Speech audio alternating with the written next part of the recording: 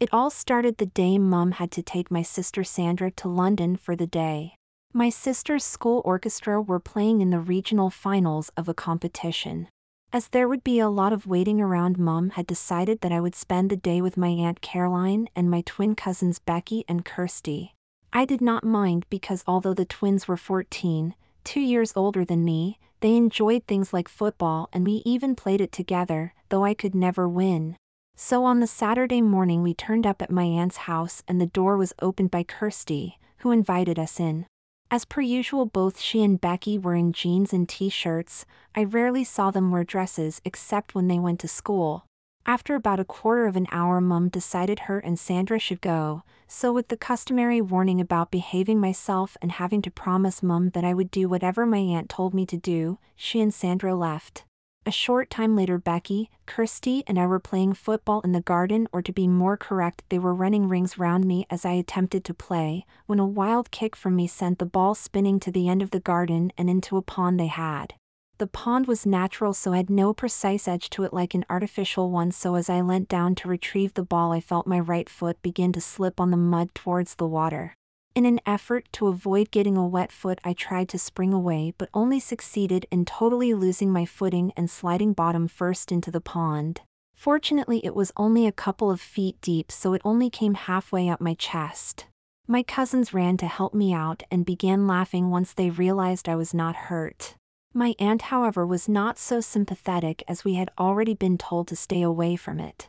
She stripped me down to my jeans and then sent me to the bathroom to shower, taking my other clothes to the utility room where the washing machine was.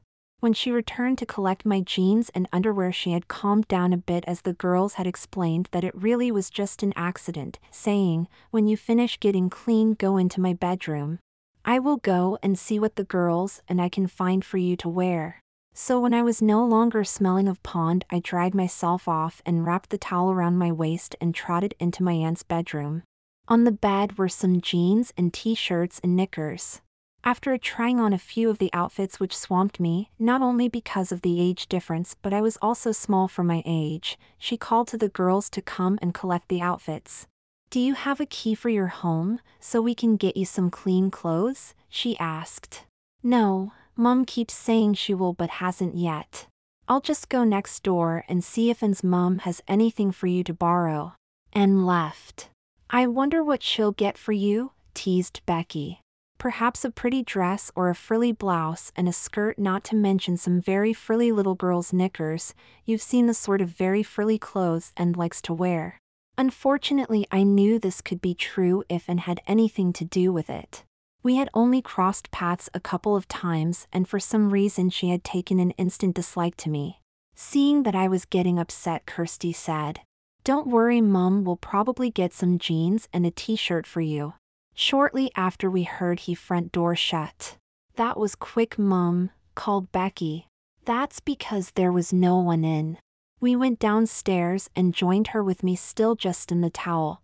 "Well, your clothes won't be clean, let alone dry, for hours yet, and although you can't spend all day in just a towel, I'm not sure what else we can do except hope that Anne and her mum come back soon." Just then Becky whispered something to Kirsty, and with a giggle they both scampered off upstairs. "I wonder where they're off to in such a hurry," said their mum. "Are you warm enough?" she asked, seeing me shiver slightly.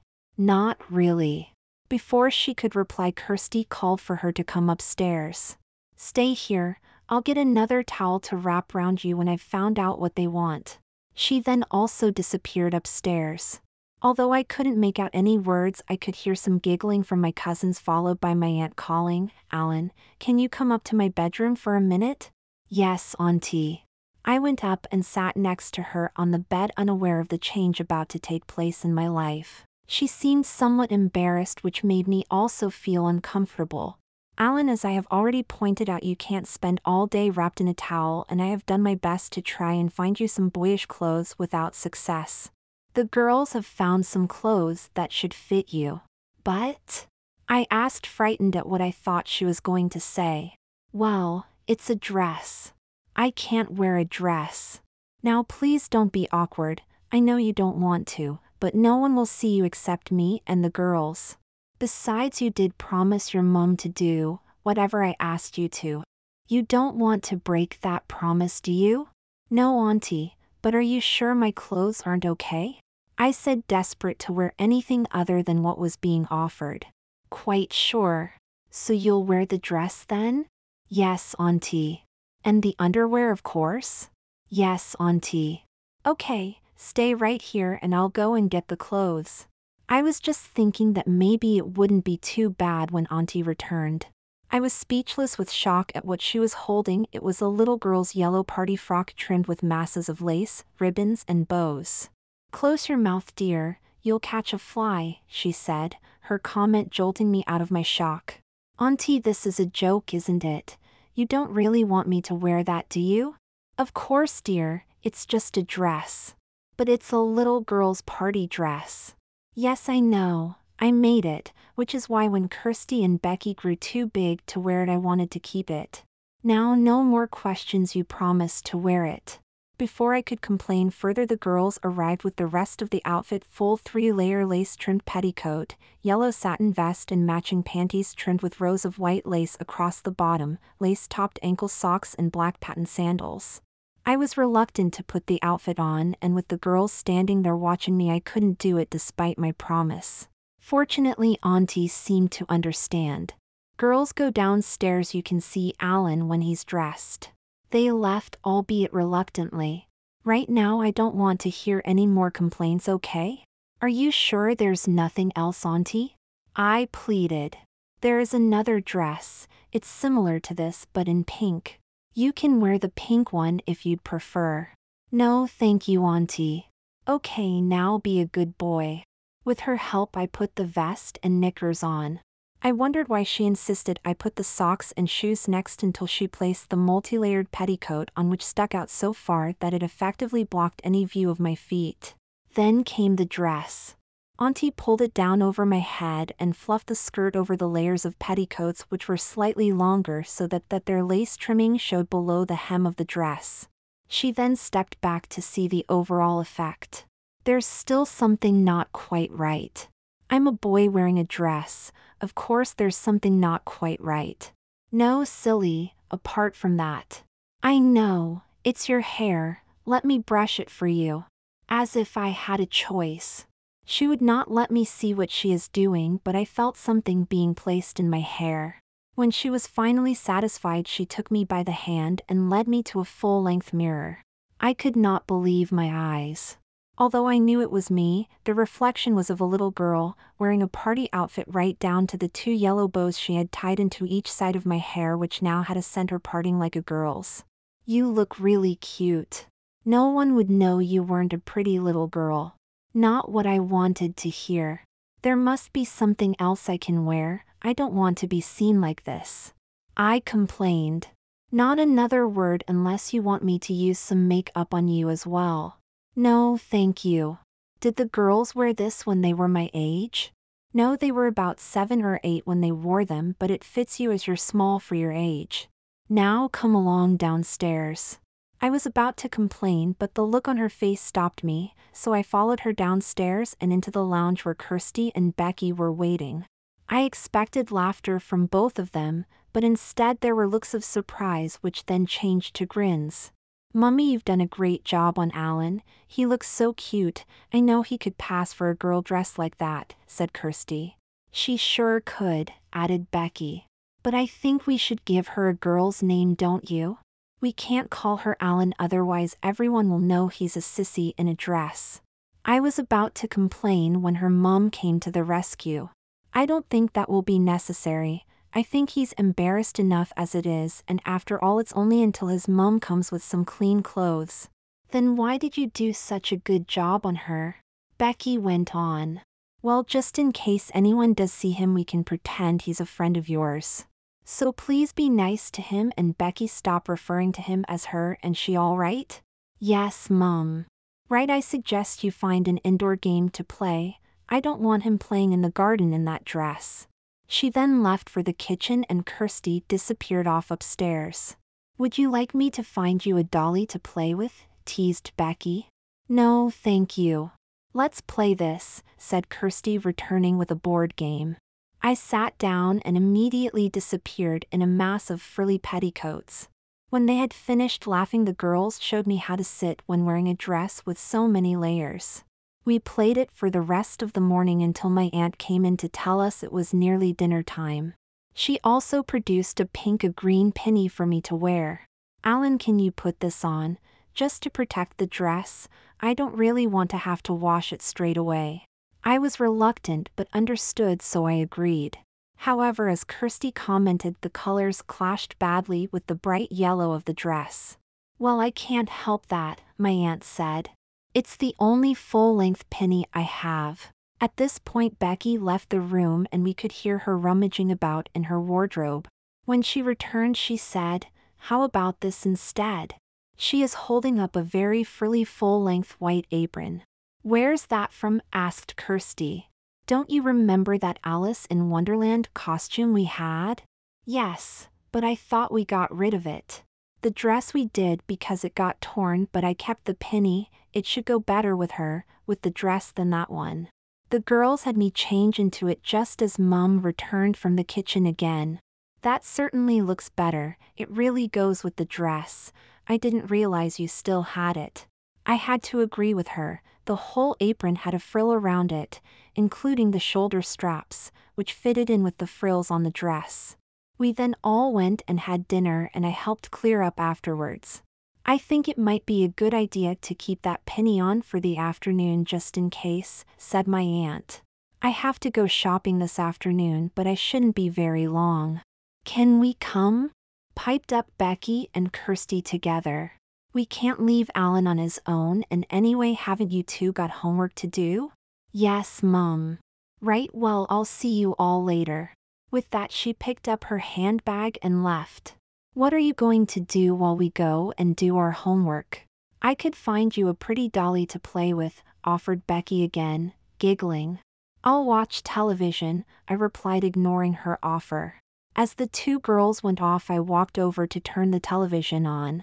Being alone with no distractions, I became more aware of what I was wearing, and was thinking how nice the knickers felt and the swish of the petticoats. It was as I walked around the room I suddenly realized what I was doing. "What's the matter with you?" I said to myself. "They're girls' clothes you have on." I was sure that it wasn't right to like wearing girls' things, so switched on the television, but then off as there was nothing worth watching. I went to get my book that I had brought with me from my bag, and again enjoyed the feel of the knickers as they rubbed between my legs, causing a pleasant stirring. I started to rub myself, something I had only recently started, although I knew that quite a few other boys in my class had been masturbating for some time. With a start, I ceased what I was doing, somewhat disturbed by the pleasant feelings the girls' underwear was giving me. I concentrated on what would happen if any of my mates knew I was in a dress, which soon calmed me down. I quickly went and sat down and started to read my book. 2 minutes later, Kirsty came down. "I've just got to pop round to a friend's house. She's got the textbook I need, okay?" "Yes, fine." Was I glad she had not seen me any earlier? It would have been very difficult to explain. She left and I continued reading. Whether it was because I was so engrossed or she had been very quiet coming downstairs, I don't know, but I did not realize Becky was there until the flash. I looked up in surprise to see Becky holding a camera and looking very pleased with herself. Before I could react, she took a second photo. I jumped up and attempted to get it from her regardless of the consequences, knowing they were unlikely to be worse than Becky showing off the photos. It was of course futile, as she was bigger and stronger than me. They should look really nice. I know my friends will have a good laugh when they see my little cousin in her pretty dress. Perhaps I should send some copies to your friends. "No, please don't," I begged. "I'd never live it down." "I'll do whatever you want, please." "Okay, what I want is for you to pose for more pictures, otherwise these two get circulated." "Well, all right." As if I had a choice. "Wait here." She dashed upstairs, but when she returned would not let me see what she was holding, placing them behind the armchair I had been sitting in. "Do you know how to curtsy?" "No." "Well, all little girls should." She then proceeded to instruct me in how to curtsy. When she was satisfied, I had to pose curtsying to her holding the corners of my pinny. I expect to see you smiling in these photos, she demanded. You want people to know how much you enjoy being a sissy in her party dress. I smiled just to ensure her cooperation. She then insisted I do it without the pinny on, saying, lift up your dress this time, that way we'll get a view of your pretty petticoats. I followed her instructions and ended up with her also taking photos of the frilly knickers. Your cute little bulge at the front will look so sweet, giggled Becky, taking a further couple of snaps. Now for the last photos. She reached behind the armchair and retrieved one of her dolls and some spare doll's clothes. Put your pinny back on, then I want you to completely change Dolly's clothes, including putting a nappy on her while I take some more pictures. I did so, hoping Kirsty would soon arrive home to end this humiliation. I finally completed the task and Becky seemed very happy with the photographs she had obtained. I could mount them all in a pretty album and give it the title Little Miss Sissy Knickers because you look just so cute in your frilly girl's knickers. She took the clothes I had removed from the doll, saying, I'm going to get on with my homework, but you must be holding your pretty baby Dolly when Kirsty gets back, or else you know where these photos will end up. She scampered back to her room laughing. I did not have long to worry about what Kirsty would say as she appeared about 2 minutes later. When she saw the doll, she smiled, saying, so you decided to have a doll to play with after all. Knowing Becky could hear whatever I said, I replied, yes. It must have been the way I said it or my general demeanor, because Kirsty's smile disappeared and she said, I'm going to get a drink, do you want one? Yes, please. Come with me then. I followed her into the kitchen, where she closed the door after me. Do you want to tell me what's been going on then? What do you mean? Come on, I don't really think you wanted a dolly to play with, so what's the story? I was so worried by Becky's threats that I couldn't answer. Kirsty then leant over and kissed me full on the lips. There's another one of those after you tell me what happened. I was stunned, then instantly went bright red with embarrassment. I had had a massive crush on Kirsty for over a year now, which she obviously knew about. I had dreamt many times about kissing her but never believed it would happen, and the real thing was a great deal better than anything I had dreamt. After that I would have told her anything. Well, after you left, I burst into tears and told her everything that Becky had done. I could see Kirsty was very angry. Although they were twins, they were very different and didn't always see eye to eye about things. She took out a lacy hanky, dried my tears and popped it into the pocket of the penny, saying she would sort it out. Her look then softened and she gave me the second kiss, even longer than the first. I felt like I would melt. Does everyone know that I? No, just me, she said, answering my unasked question.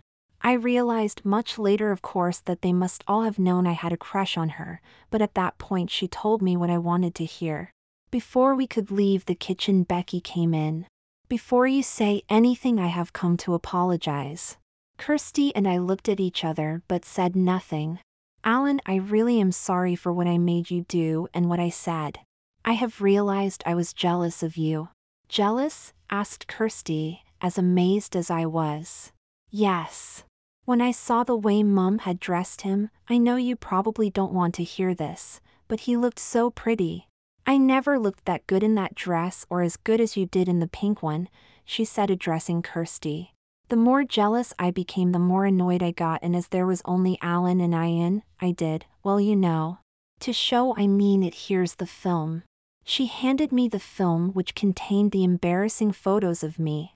It was clear that she meant what she said, and in a way I felt sorry for her despite what she had put me through. I hope you can forgive me sometime, she concluded, looking at the floor. To the surprise of them both and to me in a way, I got up and went and gave her a hug and said, of course. Now it was her turn to cry. Kirsty joined us and we gave each other a cuddle. Well, if you two really are okay about this, I don't think we should mention it to Mom, okay? Becky and I agreed. Well, I don't know about you, Becky, but I still have some homework to do. Yes, I have. They both left, leaving me to carry on with my book, Becky picking up the doll on her way. I was still a bit stunned by Becky's comments about my appearance and hadn't really got back into my story when my aunt returned. She went in the kitchen, dumped down 2 bags, and began to unpack. When she finished, she said, "Would you like a drink, Alan?"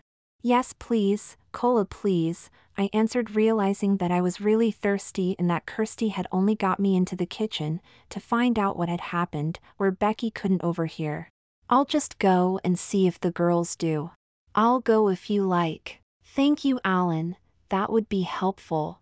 As I got up, I realized I was still holding the roll of film. I quickly placed it in the pocket of the apron. As I went to the girls' room, I once again found myself confused by the fact that I was enjoying the feel of the petticoats swishing round my legs and the silky knickers encasing my bottom. The confusion must have still been evident when I entered Kirsty's bedroom. "What's up?" she asked. "Nothing. Your mom wanted to know if you wanted a drink. You look a bit flushed for someone asking about drinks. Perhaps you enjoy the feeling of your pretty undies?" "No," I answered rather too quickly, bringing a smile to her face. She stood up and closed her door. "I won't tell anyone. I promise it will be our secret." "Are you sure you don't like them?" "I'm a boy, of course I don't like them." She said nothing, just kept looking at me. "Well, but..." I didn't know what to say, but I disliked lying to her, especially after her help this afternoon. She gave me a hug, saying, "I understand. It seems wrong because boys aren't supposed to like girls' clothes. I also know that I still buy some silky undies after Mom got those for me. They make me feel great." I turned bright red as she talked about her underwear. "If you say you really don't like them, I'll believe you." "I do like it all, not just the undies," I said quietly, "but I shouldn't do, should I? If you like them, why worry about what anyone else thinks? I have always thought that it's unfair that it's acceptable for girls to wear boys' clothes, they just get called tomboys. But if a boy wants to wear a dress, they're called sissies and the like." "You really don't mind?" "No, especially if it makes you happy." Before I could reply, she continued, "Still, you better tell Mom I would like some Coke, but I'll come down for it as I've nearly finished." With a quick hug, she let go of me. I looked at her, then did a quick twirl, causing the skirt part to flare out, causing her to smile, which I returned and left the room. I collected Becky's order and returned to my aunt and told her. 5 minutes later, we were all sitting chatting about nothing in particular. Later, my aunt started the tea and I was helping the girls lay the table when the phone rang. It was my mother. I couldn't hear what my aunt said as she was on the extension in the kitchen. My aunt came to where we were watching television. "That was your mom, Alan. She said that she and Sandra would be here in about 3/4 hour." I wasn't over happy to hear that Sandra would be coming here, as I had hoped to have some boys' clothes back on before she saw me, because although I had started to enjoy what I was wearing, I still felt somewhat embarrassed by it. Mom usually dropped Sandra off home before coming to get me. "And tea's ready." We had just finished the washing up, and as I entered the lounge through one door, my mom and sister entered through the other. I stood still in shock as I had not heard the front doorbell ring. "My, don't we look sweet?" smiled Mom as Sandra burst into a fit of giggles. I didn't know what to say. "That's a gorgeous party dress you're wearing, and with such a pretty penny to keep it clean, but it's the lovely ribbons in your hair that make you look extra cute." This comment only served to turn my face bright red and set Sandra giggling again. When they had finally settled down a bit more, Sandra said, "It looks like I've got a little sister to play with now." "What do you mean, little?" I retorted. "I'm 14 months older than you." "I don't think so. Dresses like you're wearing are for a 7-year-old, which makes me older than you." Before I could reply, Mom intervened. "Stop that, you two. I don't want any arguments. It's been a long day and I'm tired." "Would like a cup of tea before you go?" asked my aunt. "That would be great," answered Mom. As my aunt left for the kitchen, I asked Mom for my clothes. "What clothes? I thought you were stopping off at home to get a change of clothes for me." "We haven't been home yet. This is closer to where we were than home, so we came straight here." But what am I going to wear home? Well, unless she needs them back today, said Mum, you can wear what you've got on.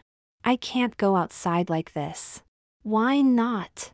Because I'm a boy. You don't look like one, laughed Sandy.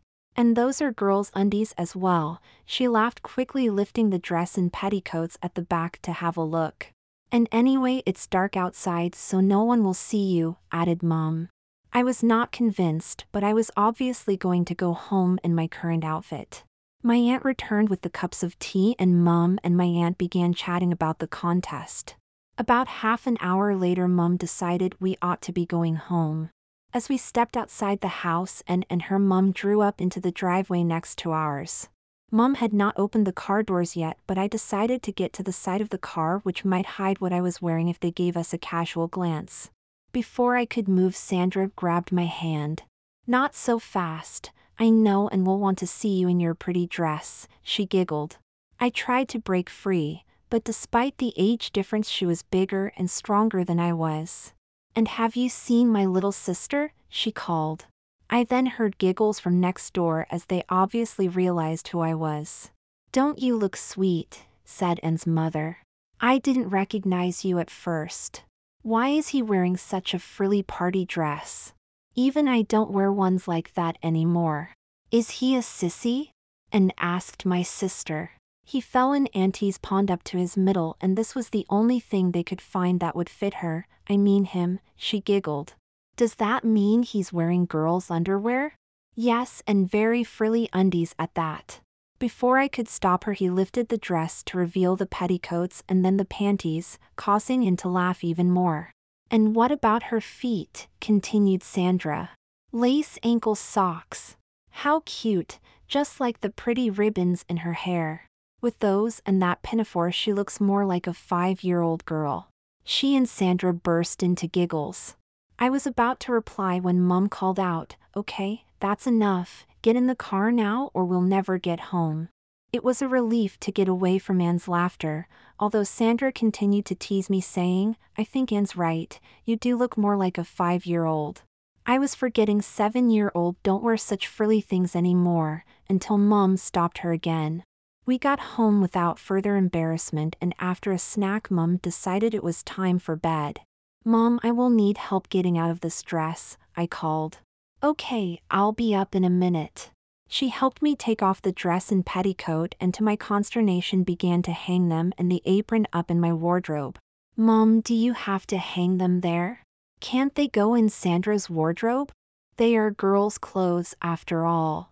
I'll ask her, said Mom, leaving the room to return only moments later. Sandra says she hasn't got room, and anyway they were lent to you, not her. I quickly went to the bathroom, stripped of the underwear, putting it for washing, washed myself and returned to my bedroom. My pajamas, that up until now had been fine, felt slightly rough after the silkiness of the undies, and I began to wonder what it would be like to wear one of my sister's silky night dresses. I was just getting into bed when Mom returned and started smiling. Are you going to bed like that? What do you mean? I go to bed like this every night. I just thought you might want to remove the pretty ribbons from your hair first, she laughed. I went bright red with embarrassment. I had got so used to them being there I had forgotten about them. I got up and removed them, handing them to Mom, who popped them in my underwear drawer. I didn't bother arguing and went back to bed. I didn't think about any of the outfit again until the following Thursday when Mom called Sandra and I into the kitchen. Here you are, I've ironed you clothes, so go and put them away. Don't let me find any on your bedroom floor or you'll be for it. I took my pile of clothes up to my bedroom.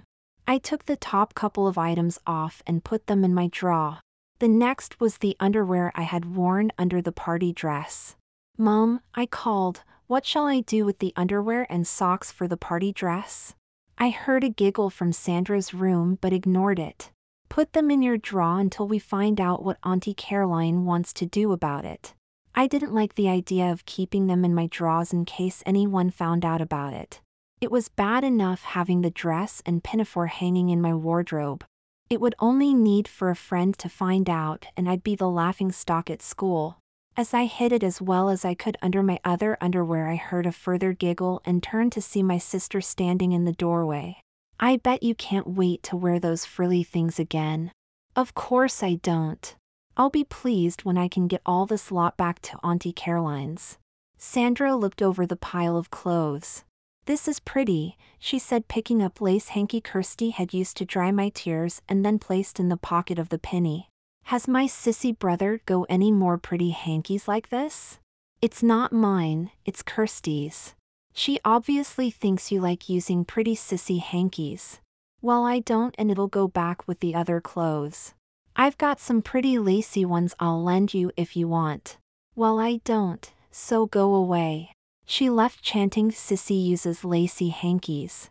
If it hadn't been for the fact that I'd get in more trouble, I would have thumped her one. She really had a knack of getting under my skin. It was at this point I remembered the roll of film. I pulled open my wardrobe and felt in the pockets of the penny. Both were empty. A further check of my bedroom and the car showed me that I must have lost it at Kirsty and Becky's.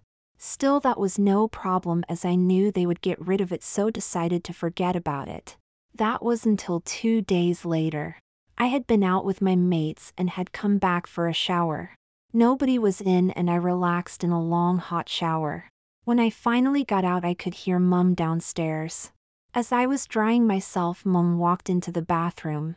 I am surprised you haven't dissolved the length of time you have been in there. Anyway, when you're dry, just put your dressing gown on and come downstairs. I have got something to show you. Intrigued, I rapidly dried myself and went downstairs. Mom was sitting on the settee and motioned for me to join her. As I sat down, she handed me a pink book on the cover of which was a picture of a toddler wearing a pretty dress and the words "Mummy's Little Girl." "What's this?" I asked. "Open it up and then I am hoping you can tell me." I did so and was speechless with shock. The book turned out to be a photograph album, and on the very first page was a picture of me in the yellow party dress at Auntie Caroline's. I said you looked really sweet and now we have photos to prove it. And I didn't realize you knew how to curtsy, she said, turning the page. Well, does my little girl want to explain? I'm not a girl, I'm a boy, and Becky made me pose for these. I went on to give a very brief and edited explanation of what had happened, leaving out things like the kisses from Kirsty. Mom was annoyed, but I said it was sorted out and made her promise not to say anything about it to Auntie Caroline. She still insisted on going through all the pictures, making various comments like little girls shouldn't show their knickers off and I can see you like playing with dollies, perhaps you want some for your birthday. I pointed out that I didn't. Are you sure? I know Sandra would love to help me choose one for you. Well, I'm a boy, I don't want any dolls. And please don't let Sandra see these, she'd find some way of showing her friends and then my life wouldn't be worth living. In fact, I think I'll go and hide them right now. Before I could move, Mum took the book from me. That won't be necessary, I'll look after it. We wouldn't want you to have an accident and the photos get destroyed. She smiled, obviously having known what I really intended doing, which was confirmed as I turned red. Don't look so disappointed. I promise not to show them to Sandra without your permission. Still, I think it's time you got dressed. Do you want some help with your dress? What? Only joking, she laughed, seeing the expression on my face. We then both went upstairs, she taking the photograph album into her bedroom as I went to mine. I closed the door and sat on my bed stunned. Mom had obviously checked the apron, found the film at the same time as the hanky, and that was I couldn't find it. I finally decided to get dressed and opened the drawer for some clean underwear. I could see the edge of the knickers peeping out from under my pants and memories came back of their silky feel. No one would know if I wore them, I thought. Wrong. Mom would when they were washed. Hold on. I'm a boy, of course I wasn't going to wear them. Why was I even considering it? I hurriedly dressed in my regular clothes and arrived downstairs just as Sandra got home. Mom, you know I am having my birthday party next week? I thought we agreed you were just having 4 friends over? Yes, but it's still a party. But I wondered if it could be fancy dress? Well, I suppose so. Why? Well, then Alan could wear his pretty party dress. She laughed, dashing for the stairs with me in hot pursuit. I could hear Mum's laughter following me. "Don't kill her, Alan," she called to me. "I haven't got time to clean up the mess." Her comments managed to defuse the situation somewhat, and anyway, Sandra was in her bedroom before I caught up with her and locked the door. I wouldn't actually be there when her friends arrived for her party. I had already arranged to go to my friend's house. I knew that Sandra wouldn't really want me there any more than I wanted to be. I went downstairs and helped Mum get the tea. The following day, Mum got a letter to say that whilst the orchestra that Sandra played in had come second in the regional finals, they were the highest scoring losers and hence had a place in the final. Mom and Sandra were over the moon. The contest was held on a Saturday and Sunday, and as it was to be held in Birmingham, it would mean going up on Friday evening and returning Sunday night. I wasn't over keen, but Mum thought we should both be there. As it happened, I didn't go. A week before the contest, I got the measles. By the Friday of the contest weekend, I was feeling a lot better, but Mum said it would be safer if I stayed at home. Mum phoned Auntie Caroline to see if she could come over to look after me. Becky was already going away, and as Kirsty said she would be happy to look after me, Auntie Caroline went to the contest. Kirsty and her mom arrived just after tea on Friday. I was lying on the settee in the lounge watching television. Kirsty joined me, dropping 2 bags in the corner. "How's the invalid then?" "I'm feeling a lot better, thanks. At least most of the spots have gone." "Good. I'm glad you're downstairs. It means I won't have to keep dashing up and down to sort you out," she said with a glint in her eye. Mum, Sandra and Auntie Caroline left soon after, as they had a fair way to go. The program finished. As there was nothing else we wanted to watch, we switched the television off. "Well, what would you like to do now? Read, play a board game, dress up?" I looked up quickly when she said that. She smiled. "I don't want you to do anything you don't want to, but I am simply offering you the choice. Wouldn't you prefer to wear a pretty silky nightdress instead of those pajamas?" "I'm not a sissy," I stated firmly. She came over and sat beside me. "I didn't say you were," she said, looking slightly hurt, which made me feel ashamed of the way I had replied to her offer. "I'm sorry, I didn't mean to snap at you. It's just Sandra still makes jokes about me wearing that dress." "It's okay, I won't mention it again." I stripped of my pajama top. "Please, can." I wanted to see what it felt like in a nightie, but found it impossible to ask outright. She smiled, gave me a quick hug, and went over to one of the bags she had brought in. She returned holding a pink short-sleeved silky nightie trimmed at the hem with lace and a big pink bow on the front. As I slipped it on, I felt a stirring down below and hoped Kirsty wouldn't see it. It felt so nice, but it also felt wrong. Boys don't wear nighties. I was so confused that I began to panic, wanting to both keep it on and rip it off. Kirsty obviously realized what was happening as she held me tightly. "It's all right. As far as I'm concerned, all boys should be allowed to wear pretty things like girls do. There's nothing wrong with you for liking them, so try to relax and enjoy it." As I calmed down, Kirsty relaxed her hold. "Do you want the matching knickers as well?" I was going to say no until I remembered the feel of those I wore under the dress. As she got them, I pulled off the pajama bottoms and sat down to make my excitement less obvious. "Stand up and step into these," she said, holding out the pink knickers with rows of lace across the seat. I stood up and she smiled as a small tent appeared at the front of the nightie. She pulled the knickers up and carefully tucked me inside. Running her hands over the ruffles at the back, she said, "They seem to fit you perfectly at the back." Then doing the same at the front, sending shivers through me, continued, "And I dare say once you have calmed down, they will fit at the front as well." I blushed even deeper red, at which she giggled. "I'm so glad you let me dress you up. It's like having the little sister I always wanted. The 30 minutes between Becky and I hardly counts. If you want, I'll be her for the weekend." I wasn't sure why I offered, maybe just because of the crush I still had on her. "That's so sweet, I would like that as long as you do too." Just don't tell anyone or make me go outside, I said, panicking at what I might have let myself in for. Of course not, it'll just be me and you.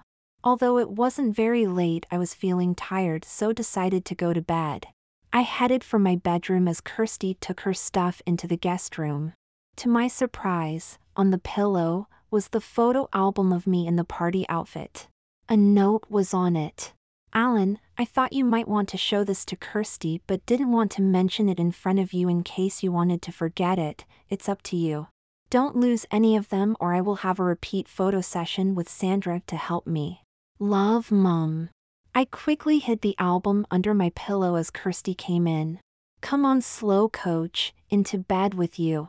I slid into bed as normal and found all the nightie under my armpits. Kirsty laughed. Little girls have to get into bed holding the bottom of their nighties. She made me get out of bed, and when I got back in made sure I kept my nightie around me.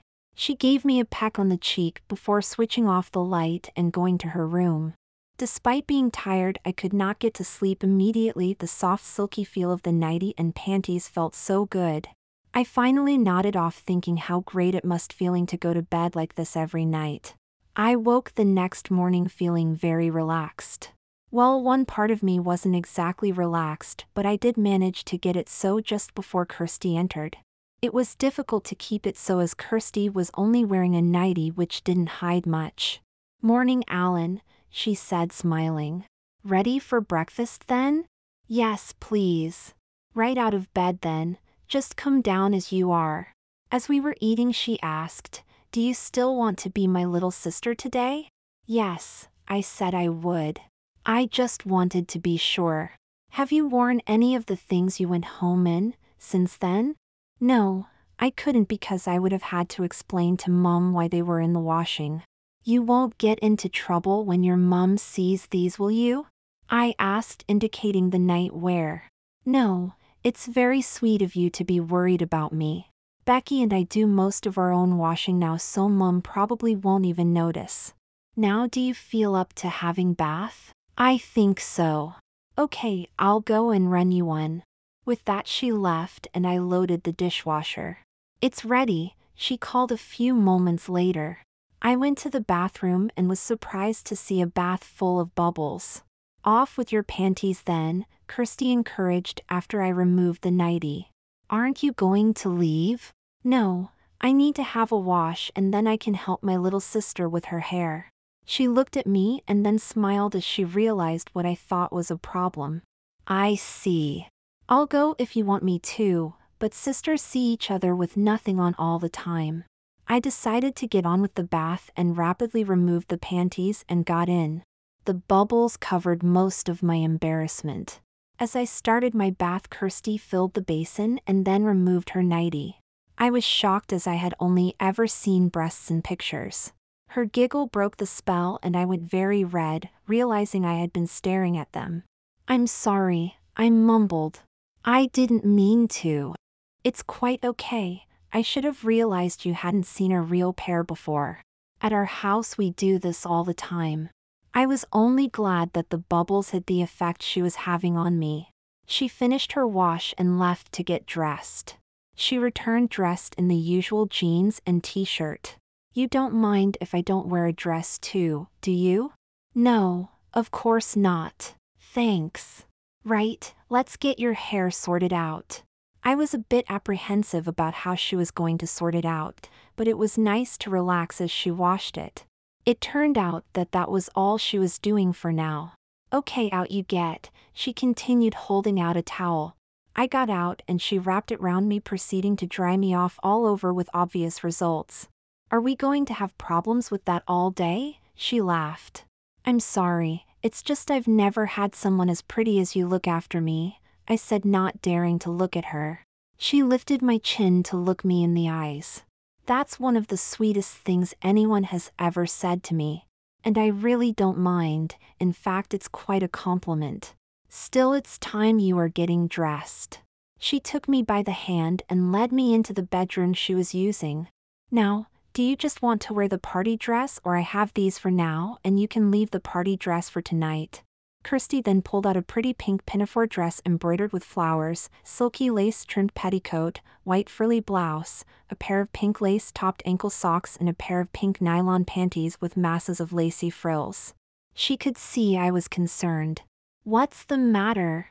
If you don't want to dress up, I don't mind, I just thought it might be fun." "I do want to, but..." "But what?"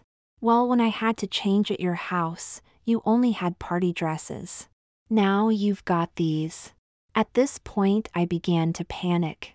"You didn't borrow them from Anne, did you? She doesn't know about this, does she?" I was about to rush out, tears forming at the thought of Anne knowing, as it would soon be spread around the neighborhood. I had only been spared the story about me in a party dress being known as both my mom and Anne's had told Sandra and not to tell anyone. "Whoa," Kirsty said, grabbing me as I began to leave. "I wouldn't do anything like that to you. The socks and panties are from the pink party dress outfit. And the rest are yours." "Mine?" "Yes, when I knew I was coming to stay for the weekend, I had a look in some charity shops for some pretty little girls' things for you." "You did that for me?" "Of course." She leant down and kissed me on the cheek. "If it's a problem to stop your mom or Sandra from finding them, I can keep them at my house." "All right?" I just nodded. "Okay, Alan, let's get you dressed." "Kirsty, could I..." "What? Can I be called by a girl's name?" I hoped you would ask, but I didn't want to suggest it, as I think it would be more appropriate. "What do you want to be called?" "Well, I thought perhaps Mandy. All right, let's get little Mandy dressed." She removed the towel and held out the knickers for me to step into. By the time she had pulled them up, I was rapidly hardening again. She said nothing, just smiled as she made sure it was tucked into the panties. Next came the petticoat, the silkiness of which only added to the effect. Kirsty proceeded to dress me in the rest of the outfit. The blouse felt odd as she did up the buttons at the back and then slipped the dress over it all. Finally she added the socks. Unfortunately I had no appropriate shoes. The Mary Jane shoes I had worn were now too small for comfort. "What a pity you haven't got any Mary Jane shoes, we could have gone for a walk." She burst into laughter when she saw the look on my face. "Sorry, I shouldn't tease you. I wouldn't really take you outside dressed as a girl." So finally dressed, Kirsty took me over to look in the mirror. "They're not too childish for you, are they?" "No, you see Mandy's not as old as Alan, she's only little," I replied. However, I was somewhat disappointed at the effect. From the neck down I certainly looked like a little girl, upwards I was definitely a boy. Seeing my expression, Kirsty said, "You don't look happy. If you want to get undressed, I'll understand." "I do want to be dressed up, I just hoped I'd look a bit more like a girl than a boy in a dress." "Any suggestions?" "Well, I don't think makeup would be a good idea, but I'm not sure what else we can do." "What about hair ribbons?" I said, remembering the ones her mom had used. I went to my bedroom and opened to my drawers and took them out and returned to Kirsty. We tried them out, but having had my hair cut, putting ribbons in wasn't that easy, and apart from that, the color really clashed with the other clothes I was wearing. "What you really need is something pink or red. Do you have..." She broke off. "What?" "I was going to ask if you had a scarf. As if you were a real girl." "Funnily enough, I don't have one," I joked, "but Mum does. I think it's in the cloakroom downstairs." "Shall I get it?" "Okay." I went down and found the scarf. It was mainly pale pink with a dark pink rose in one corner. "Here we are. Is the sort of thing you meant?" "Yes, that looks lovely." She opened it out. "Very pretty, just right for my little sister." She then folded it into a triangle with the main rose still visible and placed it over my head, tying it at the back of my neck. "That's better." She took me over to the mirror. With my boyish hair hidden, I did look more like a girl now. Happier now, we went downstairs. Once in the lounge, Kirsty asked what I wanted to do. I don't know, what do sisters usually do together? We ended up playing a board game and watching some of the morning programs on the television. It felt so comfortable that I soon forgot what I was wearing. At about 12:30, Kirsty went to the kitchen to get us some lunch. I offered to help, but she said she was okay. Why don't you go and wash your hands before lunch? All right, I said, disappearing upstairs. I left the bathroom and entered my bedroom. Opening the wardrobe, I removed the apron that I had worn with the party dress and put it on, tying the strings into a big bow at the back. I returned to the kitchen and was greeted with a smile by Kirsty. What a good idea, Mandy. Little girls should keep their pretty dresses clean. You look really cute in it. As we sat eating, Kirsty surprised me by saying, I do like having a cute little sister, Mandy. That's all right, I'm quite enjoying it. But do you think that means I really am just a sissy? I don't like the word sissy. It is always used as a mean put down by those who don't know any better. I think you're special. You appreciate the pretty things that girls get to wear and are willing to try new ideas.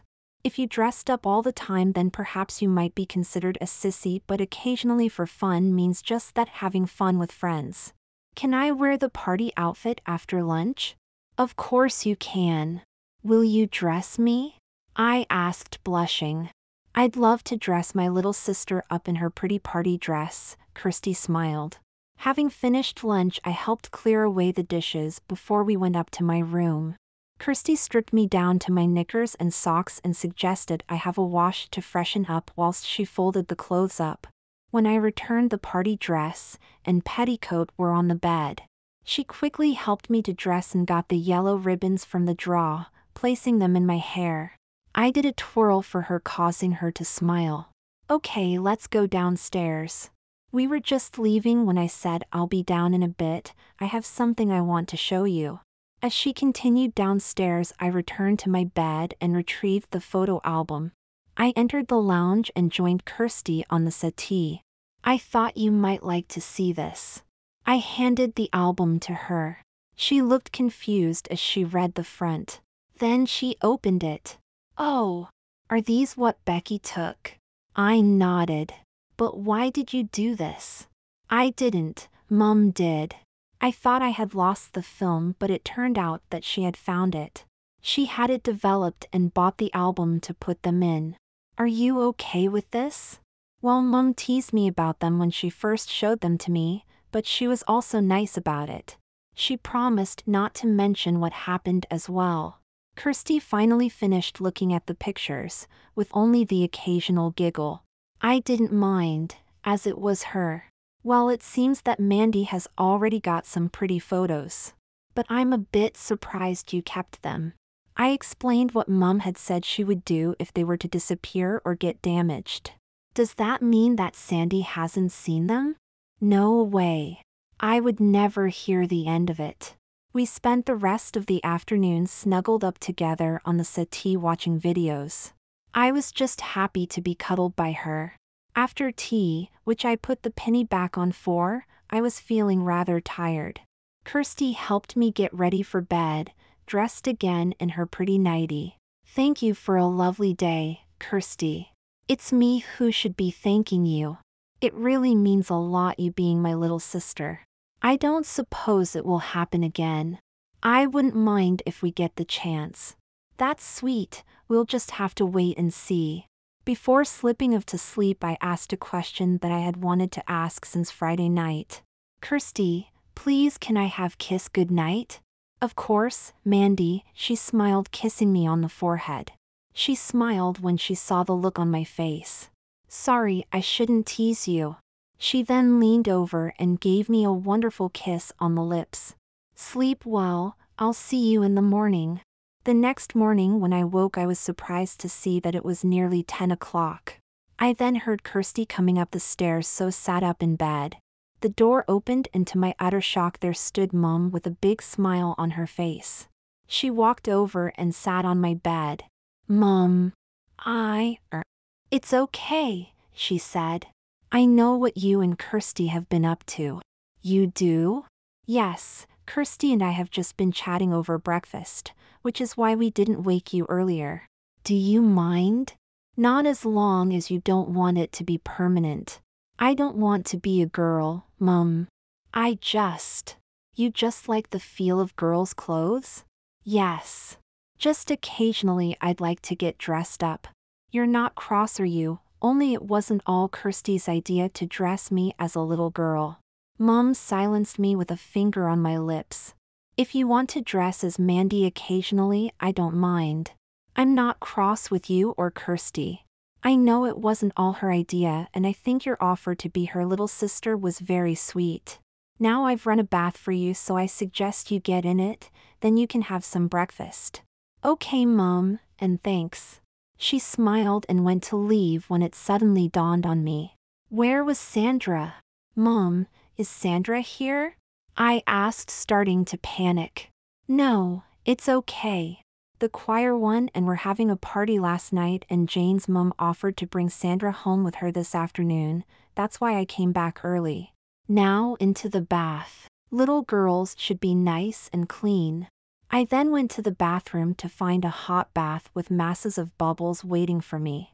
When I had finished, I returned to my room to find both Mum and Kirsty there. We were just hanging Mandy's clothes up, said Mum. It seems that she's as untidy as Alan is. I looked and saw the blouse and pinafore dress hanging in the wardrobe. Will you wear the party dress for me? She asked. Of course, Mum. Do you still have the matching undies? Yes, they're here. I opened the drawer, and as I removed them, Mum placed the pink scarf which she had just folded in it. That's your scarf, Mum. It was. I'm sure it will suit Mandy better. Thanks, Mum, I said, giving her a hug. As does the nightie, which you can keep, added Kirsty, who also received a hug. Okay, we'll go now. See you downstairs in a bit. Actually, I will need some help with the dress. I'll give you a hand, volunteered Kirsty. Mum just smiled and left. I spent most of the morning in the party outfit, being called Mandy and treated as if I really was just a little girl. I only changed into my usual clothes shortly before Sandra returned, except for the panties which I kept wearing. Epilogue: after the day Mum found out that I liked dressing up, I used to do it every 3 or 4 weeks. It seemed Mum liked having a little girl around. She even bought me some more frilly panties which I wore more often. Even Sandra stopped teasing me and started to enjoy having a sister to play with. Of course, from the clothes I wore, I was always the younger sister. One birthday she even gave me a frilly nightie complete with matching panties. Pictures of Mandy have joined those of me in the yellow party dress, and both Mum and I have an album with them all in. Well, that was quite a number of years ago now. Mandy still surfaces now and again. Sandra's just finishing at university. And Kirsty? Well, after she got her degree, she started work up in the Derbyshire Dales, and yes, I really missed her. Then she invited me to stay for a holiday after my final university exams. Alan went for walks with her during the day, but Mandy shared her bed. We are now married, and I still love her as much as on the day I wore my first dress.